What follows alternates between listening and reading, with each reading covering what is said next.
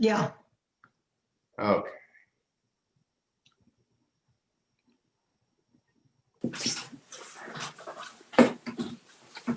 Yeah, we're live. Yeah. Okay. All right. We are broadcasting live now. All right, great.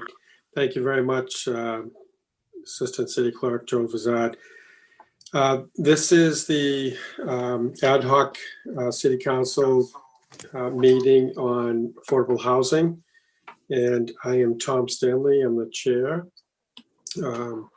If the clerk could call the roll, please. Councilor Paz.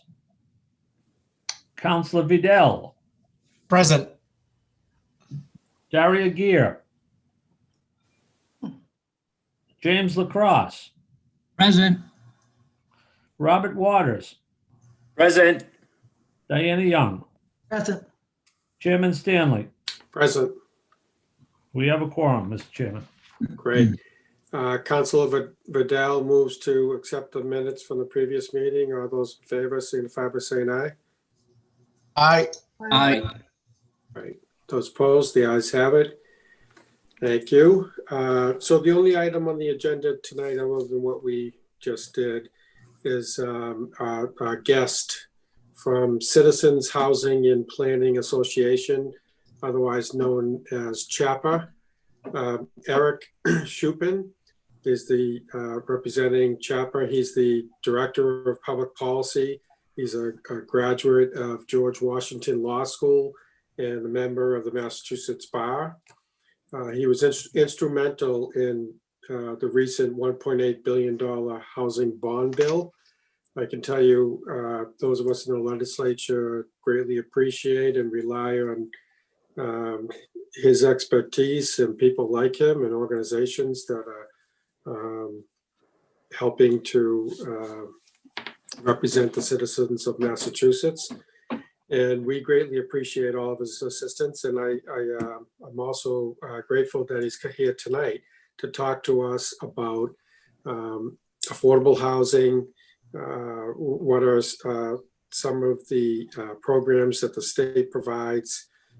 So, a lot about the work that he's done, about what CHAPPA has done, in particular about rental assistance, because that is the primary issue these days with affordable housing, with the pandemic, health crisis and economic crisis. There are many renters in danger of being evicted from their homes because they cannot afford to pay the rent, because they cannot work because of the pandemic. And government has taken different actions to prevent that from happening to this point, whether it's the legislature, the governor, or the federal government. And it's a twofold problem, because we have the folks that are renting, but also citizens that own the properties, and they obviously have bills to pay and need rental assistance so that they can meet their financial obligations. So Eric's going to talk about one thing in particular, something that we at the state level have provided in the past, financial assistance, and but also how great the need is today, and some newsworthy events that happened today, and about the work that he and his organization have done. So Eric, without further ado, thank you very much for being here, and you have the floor. Thank you, Representative, and good evening, everyone. Thank you for the opportunity to participate during tonight's meeting to share information about what's going on with housing right now.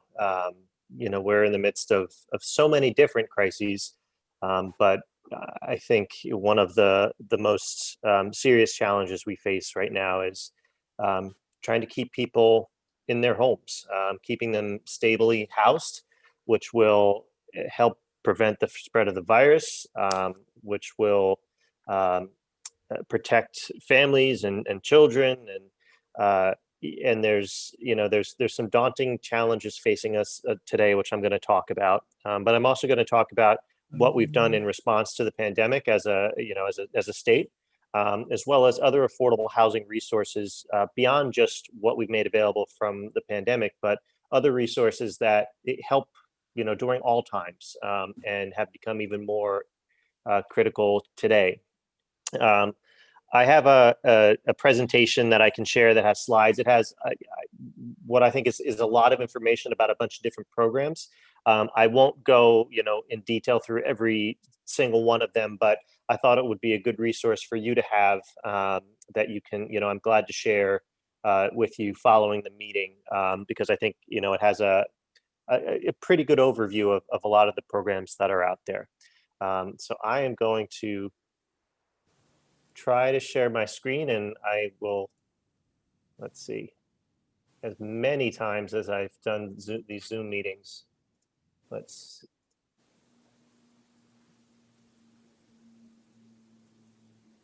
okay, on your screen, does it say Housing Resources Overview for Waltham? Yes. Perfect.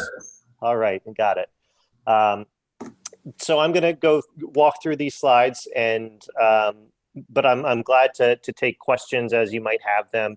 I hope this can be a discussion, so please feel free to type into the chat or interrupt me, and I can do my best to answer any questions that you might have. So just a quick overview of CHAPPA. We're a statewide affordable housing nonprofit that advocates for increased access to affordable housing. I'm going to put in the chat box the About CHAPPA so you can check us out, but we work at the federal, state, and local levels to bring people together to build consensus around the policies and resources we need to make sure that everybody in Massachusetts has a safe, healthy, and affordable place to call home. And as I said, it's become more important and more critical than ever. And the challenges we face have become more critical than ever. So as the Director of Public Policy, I coordinate this work for CHAPPA.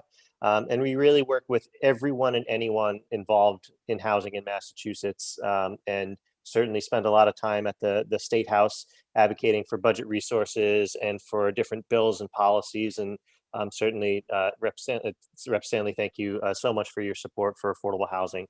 We really do appreciate that. So in looking at what are the challenges we face right now? And here's three sobering numbers that have come about from the COVID housing crisis. The Metropolitan Area Planning Council, MAPC, our regional planning agency, put out a report last week with some estimates on the need for housing assistance. And their report estimated that there are 45,000 households who are having trouble covering the rent. In order to help those households cover the rent, MAPC estimated that we would need $40 million per month to help those households cover the rent payments that they've missed. And right now, there are 60,000 households, renter households, that fear eviction because they've already fallen behind on rent. These are sobering, daunting numbers, and we're doing everything we can to try to prevent all of these evictions from happening. But certainly, there is work that needs to be done at the state level, of course, and I'm going to talk about what we have been doing. But the caveat I'll put out there, I'll say, is that what we really need is for the federal government to step up and provide the resources that Massachusetts is going to need. I don't think that there's really any way that the state could make up all of this in assistance. We know that the state budget is in, we're still figuring out what the impact has been on the state budget. So as much as I'm going to talk about what Massachusetts has done, and we've done quite a bit that we can be really proud of, I will say that we need Congress to act, and we advocate at the federal level for that. But we'll see what happens in the coming weeks and months in terms of any other resources that Congress might make available. So in thinking about what are different programs that are available right now, what are those things that we've put into place over the past few months.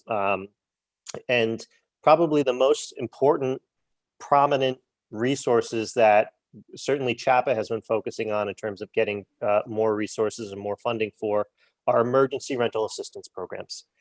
This is in Massachusetts, we have a program that existed before COVID called RAFT, which stands for Residential Assistance for Families in Transition. There's a new emergency assistance program that the Baker administration put into place called IRMA, the Emergency Rental and Mortgage Assistance Program. And, you know, gosh knows we love our acronyms. I don't know if there's a witty acronym for this one, but a lot of local municipalities have stepped up in providing assistance for locally supported emergency rental assistance programs. And Waltham, you provided, I think, a few $1 million for that. I think about 2.7 million, with $1 million coming from the CPA.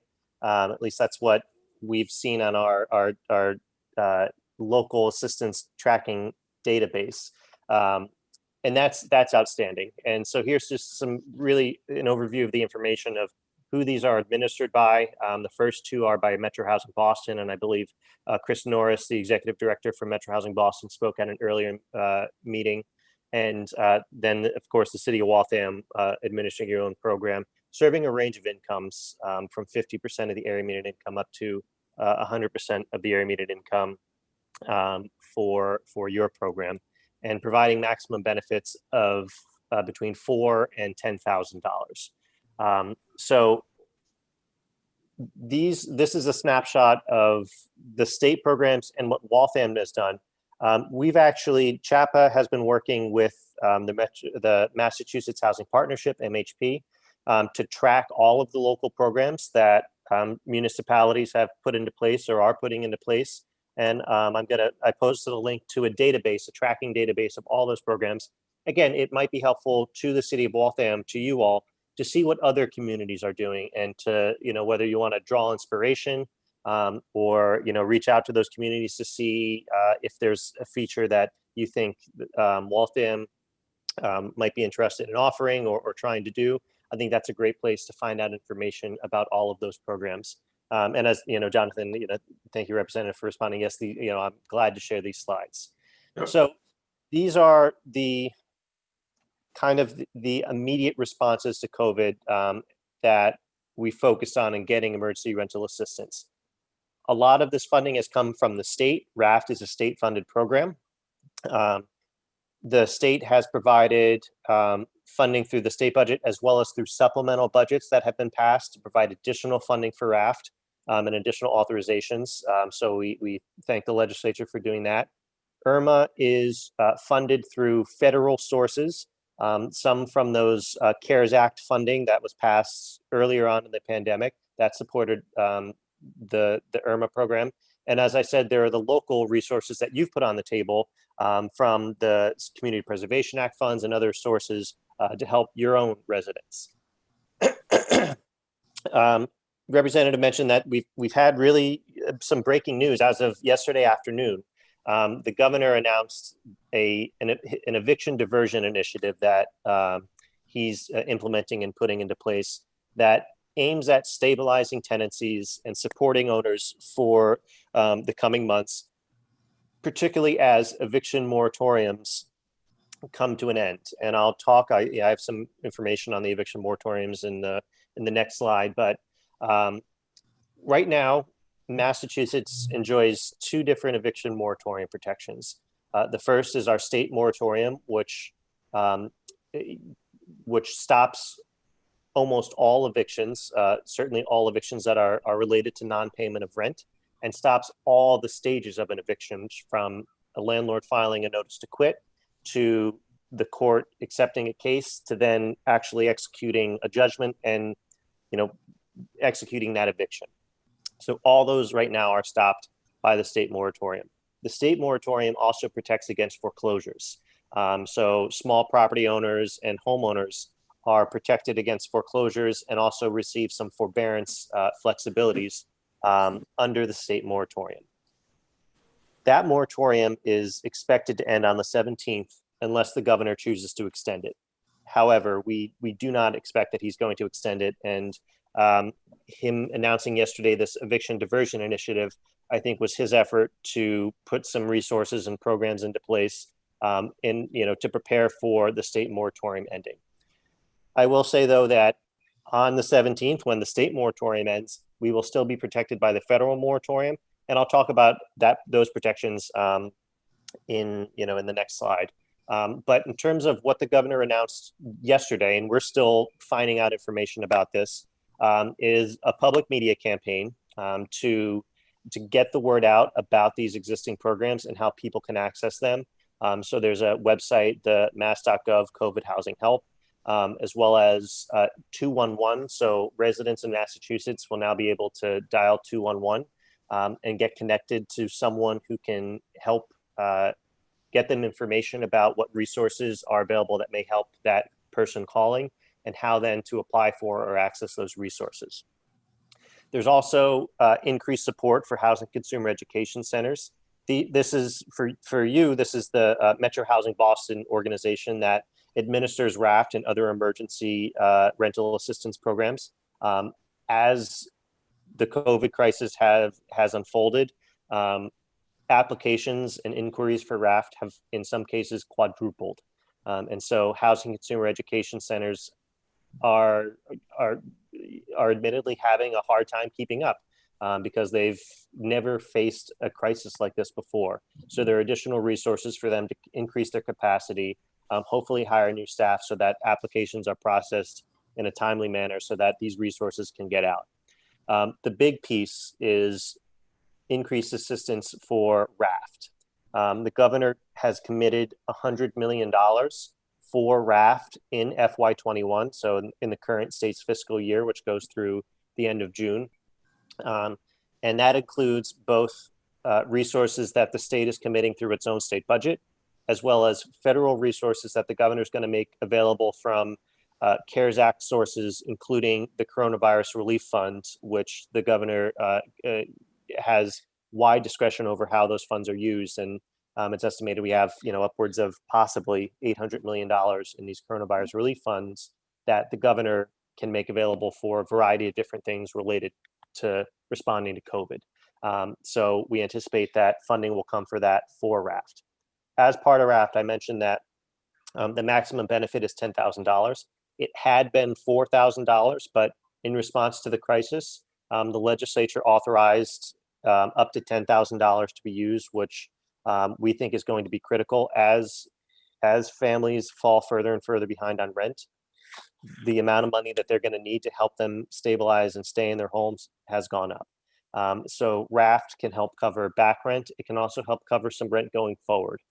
So we hope that will stabilize tenancies. And what the governor's initiative calls for is that if an owner, if a property owner gets a RAFT payment from, for their resident, that $10,000 payment will cover that tenancy for the next 6 months. So they won't be able to evict for the next 6 months. Or if there are school-age children involved, that the RAFT payment will stabilize that tenancy through the end of June. And the reason for that was to not disrupt students any more than they've already been disrupted. And so it's been, that's the governor said it's important that we try to stabilize those tenancy with children for even longer so that those children aren't impacted. CHAPPA, we think that this is a really positive step and a really good thing. Is it going to be enough funding for the program? Sadly, probably not. And we will continue to be advocating for more resources as the resources that have been made available are used up. We will be coming back to the governor and certainly to the legislature to advocate for more of these resources. As part of another part of the governor's plan has been legal representation and related services in eviction cases. This is something that there's been a campaign to create a right to counsel for COVID-related cases in Massachusetts. And this is something that the governor's going to be implementing with about $13 million. So this will provide low-income tenants and property owners, if the property owners themselves are low income, access to an attorney during the eviction process when you're in court. We think that's going to be really important to helping these parties navigate what is an already complicated court process that is only more confusing by the fact that there are going to be virtual hearings, that they're going to be held over Zoom. And so we think it's so important that as a family who, if they're facing an eviction, they're already in a tough spot. If they're low income, they may not have access to the internet. So can you imagine that household trying to navigate the eviction process on a smartphone, on their phone, over Zoom? And that's what they're facing as they might be losing their home. So that's why we think that legal representation and access to a lawyer is so important to help them through that process if they do face an eviction. The idea is to hopefully prevent them from ever getting to that eviction in court. And so the governor has provided increased support for community mediation. So these are mediation services for landlords and tenants before you go to court. And it's expanding existing programs that do that in Massachusetts. It's also expanding the tenancy preservation program, which before COVID was a housing court program that worked with tenants who were facing an eviction that have a disability, and it would help them navigate the process and work with the landlord to help preserve that tenancy.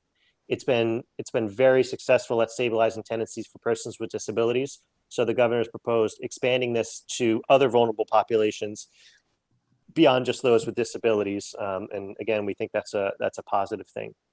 And then finally, working on rapid rehousing and post-eviction diversion. So, again, God forbid a household is, evicted and it ultimately comes to that.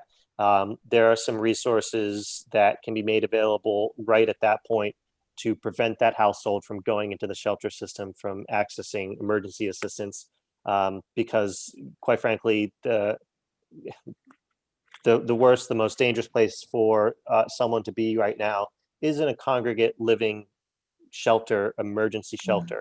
That's the opposite of every recommendation that's been made. And unfortunately, as we face thousands of oncoming evictions, the fear is that there will be many more people facing homelessness and entering these shelters. And we need to do everything we can to not have that happen. So I'm not going to go through all of this, but you'll see there's more information on each of those programs that most of the programs I talked about, including the Massachusetts Moratorium, which I talked a little bit about, the federal moratorium, which is provided through the CDC, the Centers for Disease Control and Prevention. This federal moratorium, as I said, goes into place. It's technically in place right now, but when the state moratorium protections go away, these protections will be in place automatically. And it goes through the end of the year, so through December 31st, and it offers more limited protections than our state moratorium. And that's some of the concerns that have been raised with allowing our state moratorium to lapse. The state moratorium is an across-the-board automatic protection, no evictions for anyone for non-payment. Emergency cases still go forward, but in most cases, no evictions. The court process is stopped. Nothing can move forward. The CDC moratorium, in comparison, a tenant has to affirmatively declare that they've been impacted by COVID and therefore cannot pay the rent.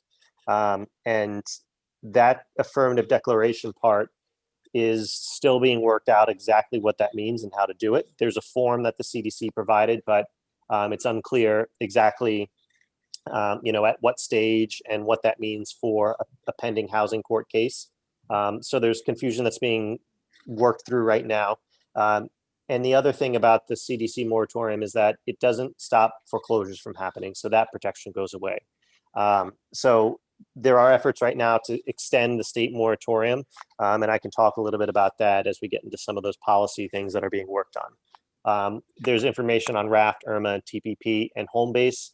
Homebase, I haven't mentioned before, but I did mention that resource that families can access if they've, God forbid, been evicted and are about to enter a shelter.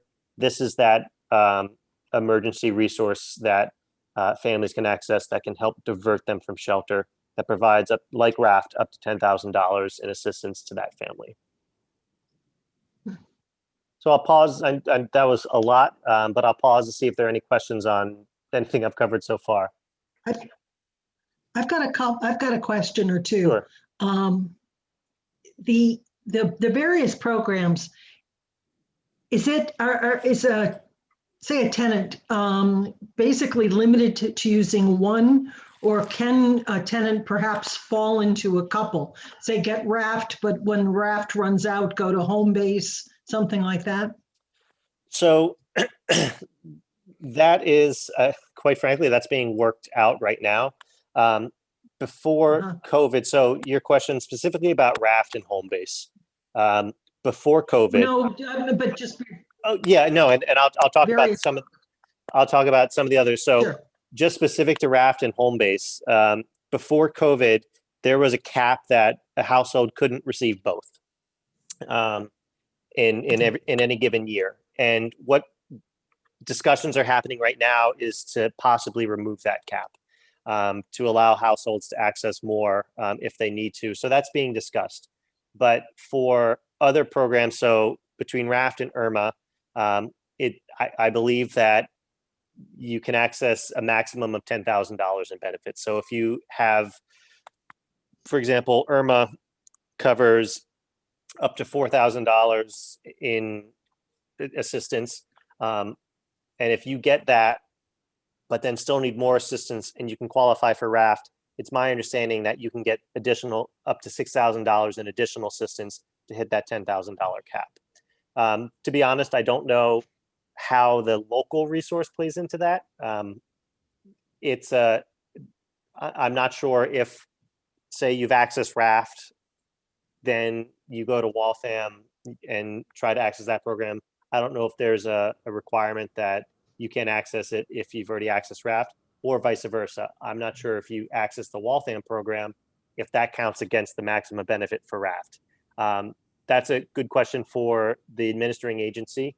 But unfortunately, again, I'm not sure. Bob, do you know the answer to Yes, that question? I can answer that question. Yes, we've had about 400 families that we're dealing with, and we're finding that, they got assistance from us back in March, almost right away, maybe into April. Then when the CPA funds came, they got those funds. Then they went to RAFT. And so, yes, they can get RAFT funds and our funds. Now we're adding the CARES money, from HUD, and the people will be eligible for that money as well. So we don't have any limitations on that. Thank you. I have one other question, and that's in Waltham. We know that we have a large immigrant community, and I'm sure there are a good number of people who are don't have papers, either maybe one or two members in the family, or maybe the whole family. Are they helped by any of these? So it's my understanding that all of these programs can help undocumented households. I believe the city of Waltham has specifically said you do not need to be documented. I know RAFT, you do not need to be documented. You don't need a social security number to apply. And I believe that IRMA is set up in the same way. Even though there are federal dollars coming in for these programs, and often that is that's the flag of, if it's a federal dollar, you gotta be documented. I believe that these particular resources, and how they're being used, that there's not that documentation requirement. Okay, thanks.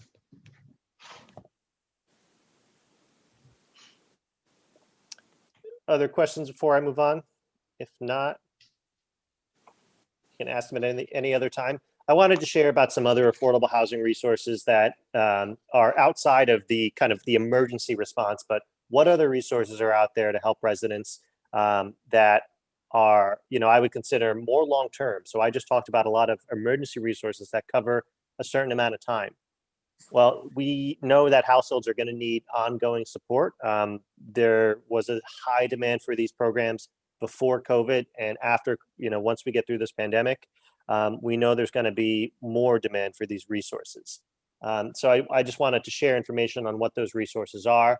In Massachusetts, we have a whole host of different affordable housing resources, and these are what I would call permanent affordable housing supports, where it's ongoing assistance, ongoing rental assistance, and that includes privately owned subsidized housing. So this is housing that's built through private developers who take resources to build, like low-income housing tax credits or other state financing resources, or 40B units.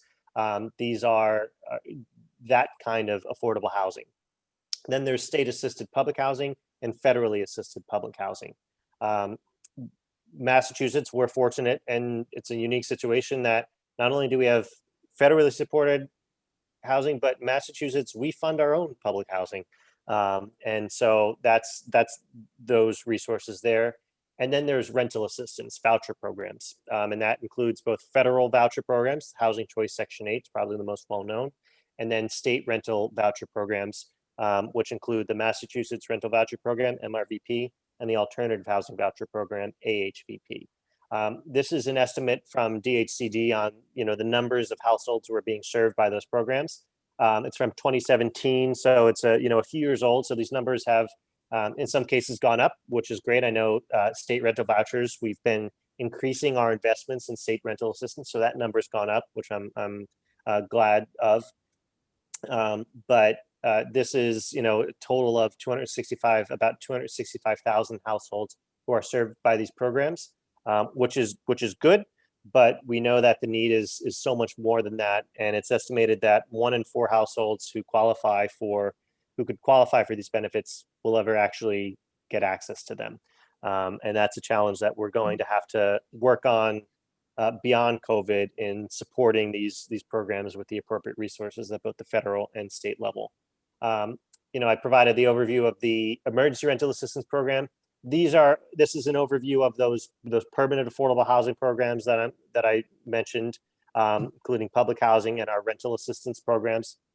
I won't walk through each one of these, but again, you'll see that most of these serve between 50 and 80% of the area median income, so low-income households, administered by housing authorities and regional housing agencies like Metro Housing Boston, and different requirements. For example, the Alternative Housing Voucher Program specifically serves persons under the age of 60 with disabilities. There's an expectation for most of these that the household will pay a portion of their income towards rent.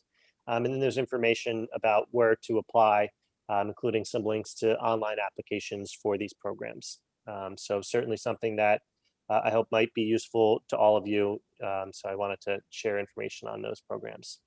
Other affordable housing opportunities beyond just those direct rental assistance programs are I talked about this, the units that are owned and managed privately, which include both rental and home ownership units. There can be affordable home ownership opportunities. And I mentioned these are the ones where the developers receive grants, tax credits, and other incentives in exchange for creating these affordable housing units. The representative mentioned the $1.8 billion housing bond bill that passed in 2018. Those resources go directly to building these kinds of affordable housing, where they finance the production and in many cases the preservation of affordable housing in Massachusetts. Other examples are inclusionary zoning units. So this is if the community has a bylaw that says if you build a certain amount of units, you have to set aside some as affordable housing. Certainly 40B developments and units that are built by community development corporations or other affordable housing developers. So all of those are potential opportunities for permanent affordable housing supports for families. Looking to how we fund these programs, and put in the shameless plug of we are always advocating for more resources for these programs. Massachusetts Rental Voucher Program, over $100 million program that's been growing. The Alternative Housing Voucher Program has been growing as well. I will say that the Mass Rental Voucher Program supports about 10,000 vouchers in Massachusetts. The Alternative Housing Voucher Program supports about 800 vouchers. And again, we're growing those. Public housing and rent and raft is provided for through the state budget. We are eagerly anticipating and actively advocating for what is going to come in the FY21 budget. It's a unique situation that we're in, that we're several months into the fiscal year, the state's fiscal year, and without a full state budget, we're operating under interim budgets. We're encouraged right now, quite frankly, that most of our programs are getting level funded. So the FY20 level is the funding level that is being maintained right now. And during these incredibly difficult times, that's certainly good. We are very glad not to have cuts, but we certainly also will be advocating for more in the coming weeks, when hopefully we will know by October 31st what the state budget is going to be. If not, a full budget or a short-term budget. Maybe, I welcome any insight that representative you can provide, but yeah, certainly we're looking to protect, defend, and where we can expand these programs. With regards to that, on Thursday, I have a meeting that I'll learn more. And I do believe it's imminent, whether it's next week or by the end of the month. Definitely by the end of the month, that we'll be settling this year's budget. That is so encouraging to hear. No, we look forward to learning and working with you on these resources. Yeah. So just, other housing policy issues. So COVID has certainly created housing challenges, housing crises that need to be addressed. But we know that there's a lot of housing policy issues that we've been debating and discussing before COVID, and certainly will be after we get through this pandemic. And also as we prepare for the next legislative session. I know that we're in still the continued legislative session, but come January, that's going to be the start of a new one, where CHAPPA, certainly we are looking at what policy priorities we're going to be taking on. I imagine there are going to be a lot that are focused on COVID, because sadly, I don't know if we'll be recovered from the virus by then. I know we won't. So we'll be looking at what can the state do, or what should the state be doing through either legislation or the governor taking more actions, or funding being made available for housing related items. Right now, there's certainly a lot of attention being paid to a housing stability bill that's been filed by Representative Honan, the chair of the Housing Committee, and Representative Connolly from Somerville. And that bill, among other things, would extend the state moratorium. So I talked about those protections, extend the state eviction moratorium for a year beyond the end of the emergency declaration. So that's kind of the core of that. It does other things. It would create a fund to support certain landlords, because we know that they're facing serious challenges, as they have been unable in many cases to collect the rent and pay their expenses. It also would create a commission to look at all of these housing impacts from COVID. And that bill is pending before the legislature. It's been reported out by the Housing Committee, and I'm not sure what might happen with that, but we know that come October 17th, when the state moratorium is expected to end, I imagine that there will be a lot more pressure on the legislature to look at that bill to see if we can extend the state moratorium. And certainly I know that there are a lot of groups that have been pushing for that and have been lobbying at the State House for that. Outside of other, COVID housing policies, there's certainly zoning reforms. That's something that we worked on last session, where CHAPPA was certainly a priority of ours, to try to make it easier for communities that do want to zone for housing, such as creating a multifamily zoning district around public transportation, that it's easier for a community to approve it by lowering the threshold to approve that from a 2/3 majority to a simple majority for those pro-smart growth matters. Another thing I'm eagerly anticipating the outcome of, this was language that was included in the economic development bill that was passed at the end of July and is currently pending in a conference committee. So we'll see what the outcome of that is, hopefully also in the coming weeks. And then there are other policy ideas that have been put out there, and by no means has CHAPPA endorsed or taken on or been pushing all of these, but I just wanted to provide an overlook of what are those issues that are being discussed. New revenue for housing. I just talked about a lot of resources that we need for rental assistance and public housing. The question we get, as kind of the threshold question, how are you going to pay for it? And so there are proposals out there to raise revenue through a deeds excise increase or transfer fees, which would allow communities like Waltham to enact a local transfer fee to raise money to control the local level for affordable housing. There are serious fair housing things that I think we will need to take on as a state because the Trump administration, and I'm not getting partisan, but just the Trump administration has undone or walked back a lot of fair housing protections.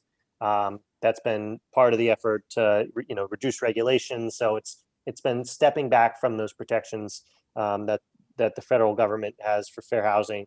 And so I think there's going to be a question of, can Massachusetts put in some of those protections that the Trump administration has been walking back at the federal level? That includes the disparate impact standard and affirmatively furthering fair housing. And then just voucher discrimination is a perennial topic. So I think that's going to be something that we'll be discussing next session. Public housing reforms to keep public housing operating effectively and efficiently, and protecting and preserving public housing so we don't lose it. The public housing stock, in many cases, the newer end of the public housing is 50 years old. So we need more resources and more policies to be able to make sure we can keep that public housing in good working order for the residents that live there. Financing and acquisition, this gets to those resources that I talked about that can help build affordable housing. Will always be advocating for more resources to be able to do that and to build different types of housing. I talked about housing. The worst place for people to be right now is in a congregate shelter. But unfortunately, that's the model we have right now for providing shelter to extremely low income, no income households, whether they're individuals or families. And that can no longer be the model. That can no longer be the default. So we're thinking through, how do you build housing for the lowest income, quite frankly, most at risk and most high needs. These are our populations that often need a lot of supportive services, whether it's substance abuse recovery, whether it's mental health services. These are all things that, again, whether they're families or individuals, they need these supports to remain stably housed. And that takes a big investment. So we need to think about how we can do that so we don't go back to the congregate shelter model, and we can actually provide, how do you solve homelessness? You provide someone a home. And I want to say it's just that simple, but it can get expensive and certainly challenging to build that kind of housing and the amount of housing that we need to build of that kind. And then anti-displacement and tenant protections is something that, again, certainly was towards the end of last session before we hit COVID. These were policy items that were getting a lot of attention. And I expect to return to these debates around a right to counsel, which we've been making good progress on. That's providing a lawyer for low-income residents facing an eviction. Rent stabilization, aka rent control. We try to put a little bit a different spin on the term, but that's a policy debate that was certainly emerging in the legislature towards the end of the session. And I think we'll likely be coming back to that. Just cause evictions. This is something that it would be protections for tenants that would prevent someone from being evicted just because their landlord wants to raise the rent and that household can no longer afford it. They would need a just cause. They would need a reason to evict that tenant because they were, causing destruction or other things, or just not paying rent. And then tenant opportunity to purchase. This is one where it would provide tenants in a multifamily building, if that owner was selling that building, it would provide the tenants the first opportunity to purchase, the right of first refusal to buy that building, with the idea that there'd be protections against displacement, that it wouldn't be sold to an investor who's going to take that building and increase everybody's rent and kick everybody out. So that, again, was a debate that was happening, and was certainly part of the economic development bill debate that wrapped up at the end of July, and didn't quite make it in. But I think it's going to be another policy issue that's we're going to return to in the next session. So that is, I know that was a lot, and that's all I got for now. I'm going to Thank you, Eric. stop my screen That sharing was- again. Welcome questions and discussions. That was great. And just to keep in mind, we only have a few minutes because many of us have to leave our homes and get down to Government Center at the Veterans Committee meeting and some other meetings at 7:00. But does anyone have any other questions right now for Eric? Not at this time. Okay. Well, if we do come up with some, A quick one, if I may, Mr. Chair. do you ever have a quick question? No, I'm just kidding. Go ahead, Mr. Fast. I appreciate it. Thank you so much. I just wanted to ask you, you mentioned about the court stripping housing protections. Could you just elaborate quickly? I think it was like a final point in your last slide. That was news to me. I'm sorry, the court stripping housing protections. Or was it an agency? So I'm not sure if I